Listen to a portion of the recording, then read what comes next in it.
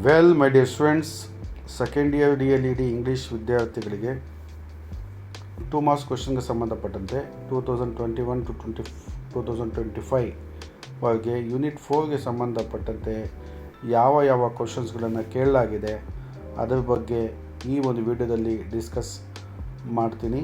ಮತ್ತು ಈ ಒಂದು ವಿಡಿಯೋ ತುಂಬ ಬೆನಿಫಿಷಿಯಲ್ ಯಾಕಾಗುತ್ತೆ ಅಂತ ಹೇಳಿದ್ರೆ, ಯೂನಿಟ್ 4ಗೆ ಸಂಬಂಧಪಟ್ಟಂತೆ ಕೆಲವೊಂದು ಇಂಪಾರ್ಟೆಂಟ್ ಆಗಿರ್ತಕ್ಕಂಥ ಪ್ರಶ್ನೆಗಳು ನಿಮಗೆ ಮುಂದಿನ ಎಕ್ಸಾಮಲ್ಲೂ ಬರ್ತಕ್ಕಂಥ ಚಾನ್ಸಸ್ ಇದೆ. ಅದಕ್ಕೋಸ್ಕರ ಈ ಒಂದು ವಿಡಿಯೋನ ನೀವು ಕೊನೆವರೆಗೂ ನೋಡಿ ಅಂತ ಕೇಳಿಕೊಂಡು ನಾನು ಈ ಒಂದು ವಿಡಿಯೋನ ಸ್ಟಾರ್ಟ್ ಮಾಡ್ತಾಯಿದ್ದೀನಿ. How do you use big book in your class room ಅಂತ ಇದೆ ಮೊದಲನೇ question. How do you use big book in your classroom 2021ನಲ್ಲಿ ಇದನ್ನು ಕೇಳಿದ್ದಾರೆ. ಅಂದರೆ ನೀವು ಬಿಗ್ ಬುಕ್ಕನ್ನು ನಿಮ್ಮ ತರಗತಿಯಲ್ಲಿ ಹೇಗೆ ಬಳಸ್ಕೊಳ್ತೀರಾ ಅಥವಾ ಉಪಯೋಗಿಸ್ತೀರಾ ಅಂತಕ್ಕಂಥದ್ದು. ಮೊದಲೇ ನಿಮಗೆ ಬಿಗ್ ಬುಕ್ ಅಂದರೆ ಏನು ಅಂತಕ್ಕಂಥದ್ದು ಗೊತ್ತಾಗಬೇಕು. ಬಿಗ್ ಬುಕ್ ಅಂತ ಹೇಳಿದ್ರೆ ವಿದ್ಯಾರ್ಥಿಗಳಿಂದ ಮಾಡಲ್ಪಟ್ಟಿರ್ತಕ್ಕಂಥ ಒಂದು ದೊಡ್ಡ ಪುಸ್ತಕ ಅಂತ ಹೇಳ್ಬಿಟ್ಟು. ಆ್ಯಸ್ ನೇಮ್ ಇಂಡಿಕೇಟ್ಸ್, ಬಿಗ್ ಅಂದರೆ ಇದು ಬೇರೆ ಒಂದು ಪುಸ್ತಕ ಅಥವಾ ಬುಕ್ಗಳಿಗೆ ಕಂಪೇರ್ ಮಾಡಿದ್ರೆ ಇದರ ಒಂದು ಸೈಜ್ ಏನಿದೆ ದೊಡ್ಡದಾಗಿರುತ್ತೆ, ಕ್ಯಾಲೆಂಡರ್ ಸೈಜ್ ಇರುತ್ತೆ ಇದು. ಈ ಬುಕ್ಕನ್ನು ವಿದ್ಯಾರ್ಥಿಗಳ ಕೈಯಿಂದ ಟೀಚರ್ ಗೈಡೆನ್ಸ್ ಕೊಟ್ಟು ಮಾಡಿಸಿರ್ತವೆ. ಇದನ್ನು ಹೇಗೆ ನೀವು ಬಳಸ್ಕೊಳ್ತೀರೋ ಅಂತಕ್ಕಂಥದ್ದು ಇಲ್ಲಿ ಪ್ರಶ್ನೆ ಇದೆ. Use of big book in class room ಅಂತ ಒಂದು ಹೆಡ್ಲೈನ್ ಹಾಕಿ ನಾನು ಇಲ್ಲಿ ಪಾಯಿಂಟ್ ಎ ಪಾಯಿಂಟ್ ಬಿ ಇದೆ. ಪಾಯಿಂಟ್ ಎ ನೋಡ್ಕೊಳ್ಳೋಣ. Teacher shows the big book to the whole class. ಇದನ್ನು ಅರ್ಥ ಮಾಡ್ಕೊಳ್ಳಿ. ಟೀಚರು ಬಿಗ್ ಬುಕ್ಕನ್ನು ಇಡೀ ಕ್ಲಾಸ್ಗೆ ತೋರಿಸ್ತಾರೆ. ಶೋಸ್ ಅದು ತೋರಿಸೋದು. ಅಂಡ್ ಹಾಗೂ ಕಂಡಕ್ಟ್ ಮಾಡ್ತವೆ.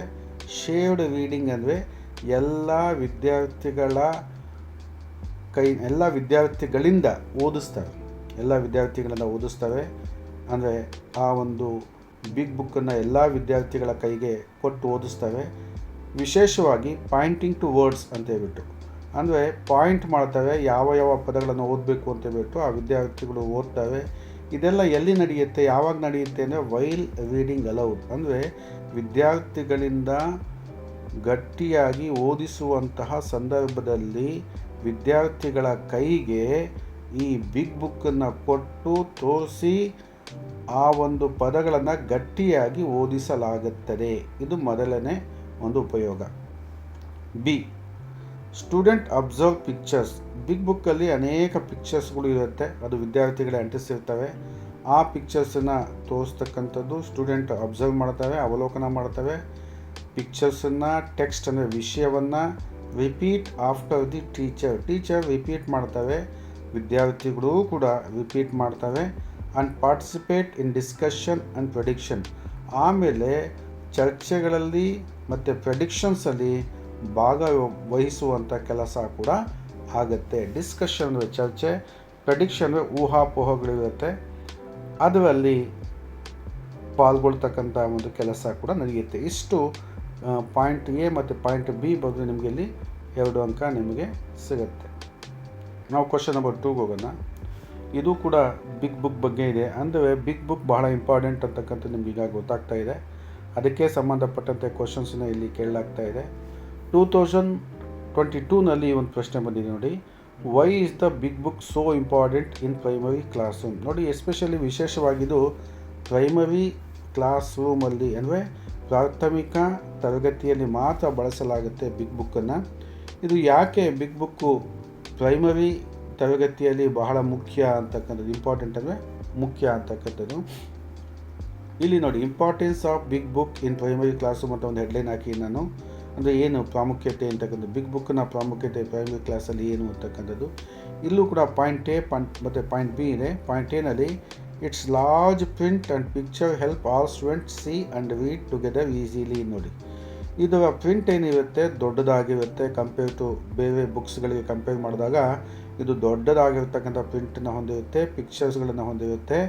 ಇದು ವಿದ್ಯಾರ್ಥಿಗಳಿಗೆ ನೋಡೋದಕ್ಕೆ ಓದೋದಕ್ಕೆ ಬಹಳ ಸುಲಭ ಆಗುತ್ತೆ. ಚಿಕ್ಕ ಮಕ್ಕಳಿಗೆ ದೊಡ್ಡದಾಗಿರ್ತಕ್ಕಂಥ ಪ್ರಿಂಟು ಪಿಕ್ಚರ್ಸು ಏನು ಮಾಡುತ್ತೆ, ವಿದ್ಯಾರ್ಥಿಗಳಿಗೆ ಓದೋದಕ್ಕೆ ನೋಡೋದಕ್ಕೆ ಸುಲಭಗೊಳಿಸುತ್ತೆ ಅಂತ ಹೇಳ್ಬಿಟ್ಟು ಮೊದಲನೇ ಒಂದು ಪ್ರಾಮುಖ್ಯತೆ ಅಥವಾ ಇಂಪಾರ್ಟೆನ್ಸು. ಬಿ ಏನಿದೆ, ಇಟ್ ಪ್ರಮೋಟ್ಸ್ ಶೇರ್ಡ್ ರೀಡಿಂಗ್. ನೋಡಿ, ಇಲ್ಲಿ ಎಲ್ಲ ವಿದ್ಯಾರ್ಥಿಗಳು ತಮ್ಮ ಬುಕ್ಕನ್ನು ಶೇರ್ ಮಾಡಿಕೊಂಡು ಓದ್ಬೋದು. ಇಂಪ್ರೂವಿಂಗ್ ಇಂಟ್ರೆಸ್ಟ್, ಆಸಕ್ತಿಯನ್ನು ಬೆಳೆಸುತ್ತೆ. ಕಾಂಪ್ರಹೆನ್ಷನ್ ಅಂದರೆ ಅಂಡರ್ಸ್ಟ್ಯಾಂಡಿಂಗ್, ತಿಳುವಳಿಕೆಯನ್ನು ಬೆಳೆಸುತ್ತೆ. ಆ್ಯಂಡ್ ಅರ್ಲಿ ರೀಡಿಂಗ್ ಸ್ಕಿಲ್, ಮತ್ತು ರೀಡಿಂಗ್ ಸ್ಕಿಲ್ಸನ್ನು ಕೂಡ ಇದು ಮಾಡುತ್ತೆ, ಇದು ಬೆಳೆಸುತ್ತೆ ಅಂತಕ್ಕಂಥದ್ದು. ಮಕ್ಕಳಿಗೆ ಓದುವಂತಹ ಕೌಶಲವನ್ನು ಇದು ಬೆಳೆಸುತ್ತೆ ಅಂತಕ್ಕಂಥದ್ದು. ಇಷ್ಟು ಎ ಮತ್ತು ಬಿ ಬರೆದಾಗ ನಿಮಗೆ ಎಷ್ಟು ಮಾರ್ಕ್ಸ್ ಸಿಗುತ್ತೆ? 2 ಮಾರ್ಕ್ಸ್ ಸಿಗುತ್ತೆ. ಇದು ಕೂಡ ಬಿಗ್ ಬುಕ್ಗೆ ಸಂಬಂಧಪಟ್ಟಿದ್ದು. ಬಿಗ್ ಬುಕ್ ಅಂತ ಹೇಳಿದ್ರೆ ಬಹಳ ಇಂಪಾರ್ಟೆಂಟ್ ಅಂತ ನಿಮಗೆ ಗೊತ್ತಾಯಿತು. 4ನೇ ಚಾಪ್ಟರಲ್ಲಿ ಯೂನಿಟಲ್ಲಿ ಬಿಗ್ ಬುಕ್ಗೆ ಸಂಬಂಧಪಟ್ಟಂಥ ಕ್ವಶನ್ಸು ಕೇಳುವಂಥ ಚಾನ್ಸಸ್ ಇದೆ. 3rd ಕ್ವಶನ್ಗೆ ಹೋಗೋಣ. What are non pedagogic or authentic material list a few ಅಂತ ಇದೆ. 2023ನಲ್ಲಿ ಕೇಳಿದ್ದಾವೆ. ವಾಟ್ ಆರ್ ನಾನ್ ಪೆಡಗಾಗಿಕ್ ಅಂದರೆ ನಾನ್ ಟೀಚಿಂಗ್ ಅಂತ ಹೇಳ್ಬಿಟ್ಟು, ಅಥೆಂಟಿಕ್ ಅಂದರೆ ನೈಜವಾದಂಥ ಮೆಟೀರಿಯಲ್ ಸಂಪನ್ಮೂಲಗಳು ಯಾವುವು ಲೀಸ್ಟ್ ಮಾಡಿ ಅಂತಕ್ಕಂಥದ್ದಿದೆ. ನಾನ್ ಪೆಡಗಾಗಿಕ್ ಅಥವಾ ಅಥೆಂಟಿಕ್ ಮೆಟೀರಿಯಲ್ಸ್ ಅಂತ ಹೆಡ್ಲೈನ್ ಹಾಕಿದ್ದೀನಿ. Authentic materials are real life materials not specially designed for teaching but used in the class room to expose learners to natural language ಅಂತ ಇದೆ. ಈ ನಾನ್ ಪೆಡಗಾಗಿಕ್ ಅಂತ ಹೇಳಿದ್ರೆ ನಾನ್ ಟೀಚಿಂಗ್ ಅಂತ, ಅಥವಾ ಅಥೆಂಟಿಕ್ ನೈಜವಾದಂತಹ ಸಂಪನ್ಮೂಲಗಳು. ಈ authentic materials are real life materials ಅಂತ ಹೇಳ್ತೀವಿ. ಇದಕ್ಕೆ ರಿಯಲ್ ಲೈಫ್ ಮೆಟೀರಿಯಲ್ಸ್ ಅಂದರೆ ನೈಜವಾದಂತಹ ಮೆಟೀರಿಯಲ್ಲು, ನಾಟ್ ಸ್ಪೆಷಲಿ ವಿಶೇಷವಾಗಿ ಡಿಸೈನ್ ಆಗಿಲ್ಲ ಯಾವುದಕ್ಕೆ? ಟೀಚಿಂಗ್ಗೆ. ಇದು ಟೀಚಿಂಗ್ಗೋಸ್ಕರ ಏನಾಗಿಲ್ಲ, ಡಿಸೈನ್ ಆಗಿಲ್ಲ, but used in the class room. ಇದು ಟೀಚಿಂಗ್ಗೋಸ್ಕರ ರಚನೆ ಆಗದಲೇ ಇದ್ರೂ ಕೂಡ ತರಗತಿಯಲ್ಲಿ ಇದನ್ನು ಬಳಸಿಕೊಳ್ಳಲಾಗುತ್ತೆ. ಏನಕ್ಕೆ ಅಂದರೆ to expose learners to natural language, ಮಕ್ಕಳಿಗೆ ಸ್ವಾಭಾವಿಕವಾದಂತಹ ಲ್ಯಾಂಗ್ವೇಜನ್ನು ಕಲಿಸೋದಕ್ಕೆ ಇಂತಹ ಒಂದು ರಿಯಲ್ ಲೈಫ್ ಮೆಟೀರಿಯಲ್ಸ್ ಅಥವಾ ಅಥೆಂಟಿಕ್ ಮೆಟೀರಿಯಲ್ಸನ್ನು ನಾವು ಬಳಸಿಕೊಳ್ತೀವಿ.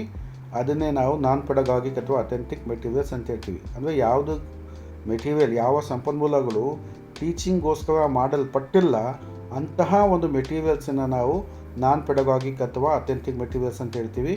ಎಕ್ಸಾಂಪಲ್ಸ್ ಇಲ್ಲಿ ನೋಡಿ, ನ್ಯೂಸ್ ಪೇಪರ್ಸು ಟೀಚಿಂಗ್ಗೋಸ್ಕರ ಮಾಡಲ್ಪಟ್ಟಿಲ್ಲ, ಆದರೂ ಕೂಡ ಅದನ್ನು ನಾವು ಬಳಸ್ಕೊಂಡು ಪಾಠ ಮಾಡ್ತೀವಿ ಕೆಲವು ಸತಿ. ಮೆನು ಕಾರ್ಡ್ಸ್, ಹೋಟೆಲ್ಗಳಲ್ಲಿ ಮೆನು ಕಾರ್ಡ್ಸ್ ಕೊಡ್ತವೆ, ಅದು ಕೂಡ ಟೀಚಿಂಗ್ಗೋಸ್ಕರ ಮಾಡಲ್ಪಟ್ಟಿಲ್ಲ. ಆದರೆ ನಾವು ಕೆಲವೊಂದು ಸಂದರ್ಭದಲ್ಲಿ ವಿದ್ಯಾರ್ಥಿಗಳೇ ಪಾಠ ಮಾಡಬೇಕಾದ್ರೆ ಮೆನು ಕಾರ್ಡ್ಸ್ ಕೂಡ ಬಳಸಿ ಪಾಠ ಮಾಡ್ತೀವಿ. ಅಡ್ವರ್ಟೈಸ್ಮೆಂಟು, ಜಾಹೀರಾತುಗಳು, ಇದು ಟೀಚಿಂಗ್ಗೋಸ್ಕರ ಮಾಡಲ್ಪಟ್ಟಿಲ್ಲ, ಆದರೂ ಕೂಡ ಇದನ್ನು ಕೂಡ ಬಳಸ್ಕೊಂಡು ಪಾಠ ಮಾಡ್ತೀವಿ. ಈ ಟಿಕೆಟ್ಸು, ಬ್ರೋಚರ್ಸು ಇವೆಲ್ಲ ಟೀಚಿಂಗ್ಗೋಸ್ಕರ ಮಾಡಲ್ಪಟ್ಟಿಲ್ಲ, ಆದರೂ ಕೂಡ ನಾವೇನು ಮಾಡ್ತೀವಿ, ಇದನ್ನು ಬಳಸ್ಕೊಂಡು ಪಾಠ ಮಾಡ್ತೀವಿ. ಈ newspaper, menu cards, advertisements, tickets ಇವೆಲ್ಲ ನಾವೇನು ಹೇಳ್ತೀವಿ ಅಂತ ಹೇಳಿದ್ರೆ ನಾನ್ ಪೆಡಗಾಗಿಕ್ ಅಥವಾ ಅಥೆಂಟಿಕ್ ಮೆಟೀರಿಯಲ್ಸ್. ಇದು ಟೀಚಿಂಗ್ಗೋಸ್ಕರ ಮಾಡಲ್ಪಟ್ಟಿಲ್ಲ, ಆದರೂ ಕೂಡ ನಾವು ಅದನ್ನು ಬಳಸ್ಕೊಂಡು ಪಾಠ ಮಾಡ್ತೀವಿ. ಅದಕ್ಕೋಸ್ಕರ ಅದನ್ನು ನಾನ್ ಪೆಡಗಾಗಿಕ್ ಅಥವಾ ಅಥೆಂಟಿಕ್ ಮೆಟೀರಿಯಲ್ಸ್ ಅಂತ ಹೇಳ್ತೀವಿ. ಇಷ್ಟನ್ನು ನೀವು ಮೆನ್ಷನ್ ಮಾಡೋದು ಏನಾಗುತ್ತೆ, ನಿಮಗೆ 2 ಮಾರ್ಕ್ಸ್ ನಿಮಗೆ ಲಭ್ಯ ಆಗುತ್ತೆ. ಕ್ವಶನ್ ನಂಬರ್ 4ಗೆ ಹೋಗೋಣ. ಎಕ್ಸ್ಪ್ಯಾಂಡ್ AIR ಅಂತ ಇದೆ. ಅನ್ವೆನ್ಷನ್ educational programme broadcast on radio. ಇದು 2023ನಲ್ಲಿ ಕೇಳಿದ್ದಾನೆ. AIR ಅಂದರೆ AIR ಸ್ಟ್ಯಾಂಡ್ಸ್ ಆಲ್ ಇಂಡಿಯಾ ರೇಡಿಯೋ ಅಂತ ನೆನಪಲ್ಲಿಟ್ಕೊಳ್ಳಿ. ಇದು ಫಿಲ್ಲಿಂಗ್ ದ ಬ್ಲಾಂಕ್ಸ್ ಅಥವಾ MCQನಲ್ಲೂ ಕೇಳೋ ಸಾಧ್ಯತೆ ಇದೆ. AIR ಅಂದರೆ ಆಲ್ ಇಂಡಿಯಾ ರೇಡಿಯೋ ಅಂತ ಹೇಳ್ಬಿಟ್ಟು ಅದರ ಒಂದು ಎಕ್ಸ್ಪ್ಯಾಂಡು. ಇದು ನಿಮಗೆ ಗೊತ್ತಾಯಿತು. ಮತ್ತು ಎಜುಕೇಷನಲ್ ಪ್ರೋಗ್ರಾಮು ರೇಡಿಯೋದಲ್ಲಿ ಏನೇನು ತೋರಿಸಲಾಗುತ್ತೆ, ಬ್ರಾಡ್ಕಾಸ್ಟ್ ಮಾಡಲಾಗುತ್ತೆ, ಪ್ರಸಾರ ಮಾಡಲಾಗುತ್ತೆ ಅಂತಕ್ಕಂಥದ್ದು ಇಲ್ಲಿದೆ ನೋಡಿ. ಮಕ್ಕಳಿಗೋಸ್ಕರ ಚುಕ್ಕಿ ಚಿನ್ನಾವಿ ಚುಕ್ಕಿ, ಕೇಳಿ ಕಲಿ, ಇದೆಲ್ಲ some of the radio programmes elementary school ಚಿಲ್ಡ್ರನ್ಗೆ ಪ್ರೊಡ್ಯೂಸ್ ಮಾಡಲಾಗಿದೆ. DSCRT ಬ್ಯಾಂಗ್ಳೂರು ಕಡೆಯಿಂದ ಈ ಚುಕ್ಕಿ ಚಿನ್ನಾವಿ ಚುಕ್ಕಿ, ಕೇಳಿ ಕಲಿ, ಇನ್ನೂ ಅನೇಕ ಪ್ರೋಗ್ರಾಮ್ಸ್ಗಳು ಇಲ್ಲಿ ಮಾಡ್ತವೆ. DSRT ಕಡೆಯಿಂದ, ಬ್ಯಾಂಗ್ಳೂರು ಕಡೆಯಿಂದ ಮಾಡಲಾಗಿದೆ. ಇಲ್ಲಿ 2 ಮಾರ್ಕ್ಸ್ ಕ್ವಶನ್ಸ್ ಇರೋದ್ರಿಂದ ನಾವು ಇಷ್ಟನ್ನು ಮೆನ್ಷನ್ ಮಾಡಿದ್ರೆ ಸಾಕಾಗುತ್ತೆ, ನಿಮಗೆ 2 ಅಂಕ ಲಭ್ಯ ಆಗುತ್ತೆ ಅಂತಕ್ಕಂಥದ್ದು. ಕ್ವಶನ್ ನಂಬರ್ 5ಗೆ ಹೋಗೋಣ. ನೋಡಿ, ಮತ್ತೆ ಅದೇ ಕ್ವಶನ್ ಬಂತು, ಅಂದರೆ ಅಥೆಂಟಿಕ್ ಮೆಟೀರಿಯಲ್ಸ್. ಇಲ್ಲಿ ಬಿಗ್ ಬುಕ್ಸು, ಅಥೆಂಟಿಕ್ ಮೆಟೀರಿಯಲ್ ಬಗ್ಗೆ ನೀವು ಗಮನ ಕೊಡಿ. What are authentic material, give example ಅಂತ ಇದೆ. ಮತ್ತು ಸೇಮ್ ಕ್ವಶನ್ ಬಂತು 2024ನಲ್ಲಿ. ಅಥೆಂಟಿಕ್ ಮೆಟೀರಿಯಲ್ ಅಂದರೆ ಏನು, ಎಕ್ಸಾಂಪಲ್ ಕೊಡಿ. ಅಥೆಂಟಿಕ್ ಅಥವಾ ನಾನ್ ಪೆಡಗಾಗಿಕ್ ಅಂದರೆ ಸೇಮ್ ಅದು.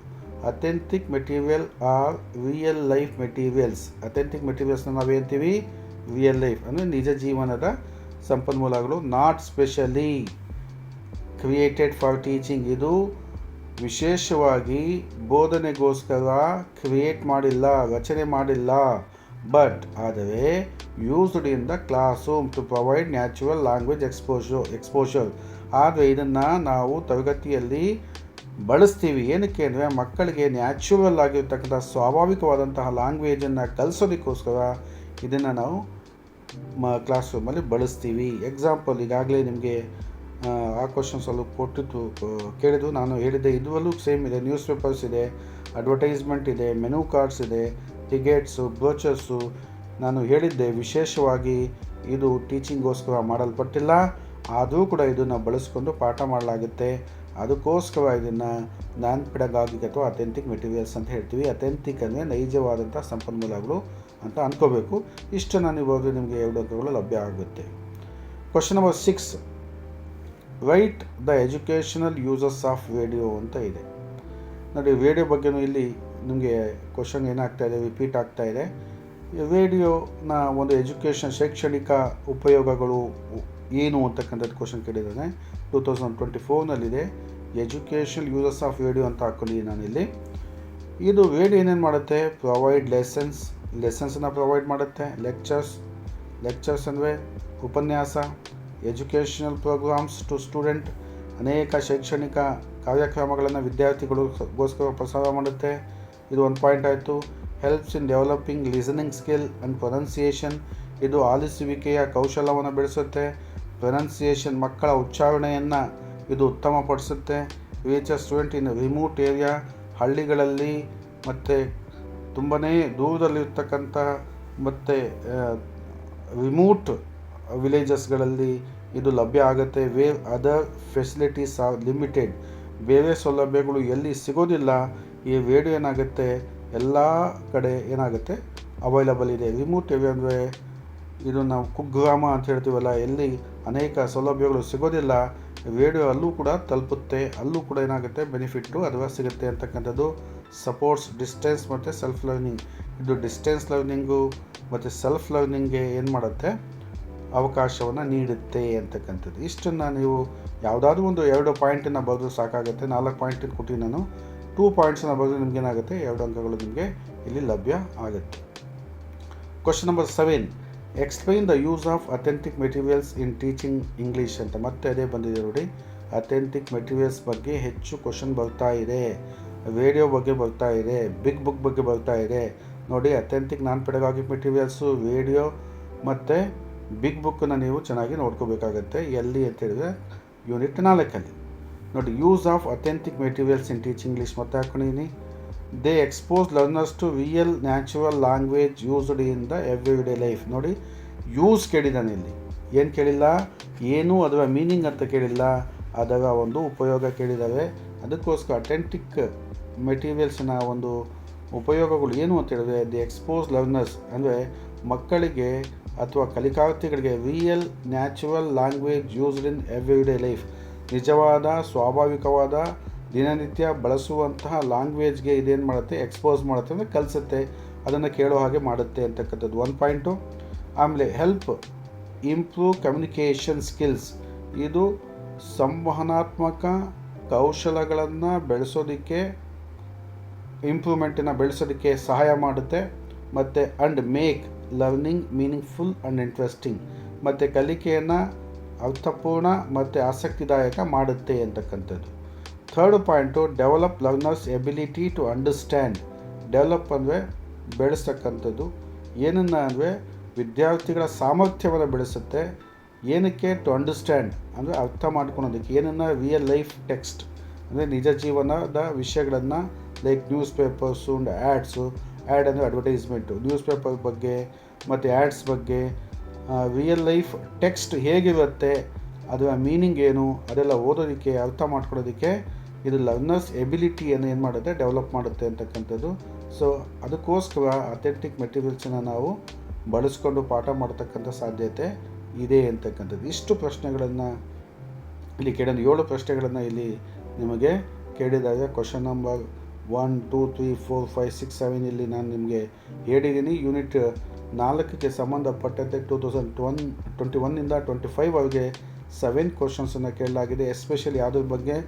ಬಿಗ್ ಬುಕ್ ಬಗ್ಗೆ ಕ್ವಶನ್ಸ್ ಬಂದಿದೆ, ಅಥೆಂಟಿಕ್ ಮೆಟೀರಿಯಲ್ಸ್ ಬಗ್ಗೆ ಕ್ವಶನ್ ಬಂದಿದೆ, ಮತ್ತು ರೇಡಿಯೋ ಬಗ್ಗೆ ಕ್ವಶನ್ಸ್ ಬಂದಿದೆ, ಅದಕ್ಕೋಸ್ಕರ ಅದನ್ನು ನೀವು ಚೆನ್ನಾಗಿ ಪ್ರಾಕ್ಟೀಸ್ ಮಾಡಿ ಮತ್ತು ಓದ್ಕೊಂಡು ನೀವು ಎಕ್ಸಾಮ್ಗೆ ಹೋದರೆ ನಿಮಗೆ ಅಂಕಗಳೇನಾಗುತ್ತೆ ಹೆಚ್ಚಾಗುತ್ತೆ ಅಂತ ಹೇಳಿ ಈ ಒಂದು ಚಾನಲನ್ನು ನೀವೇನು ಮಾಡಿ ಸಬ್ಸ್ಕ್ರೈಬ್ ಮಾಡಿಕೊಂಡ್ರೆ ನಿಮಗೆ ಹೊಸ ಹೊಸ ವೀಡಿಯೋಗಳು ಅತಿ ಬೇಗ ತಲುಪುತ್ತೆ, ನಿಮಗೆ ಎಕ್ಸಾಮಿನೇಷನಲ್ಲಿ ತುಂಬ ಸಹಾಯ ಆಗುತ್ತೆ ಅಂತ ಹೇಳಿ ನಾನು ಈ ವಿಡಿಯೋನ ಇಲ್ಲೇ ಮುಗಿಸ್ತಾ ಇದ್ದೀನಿ.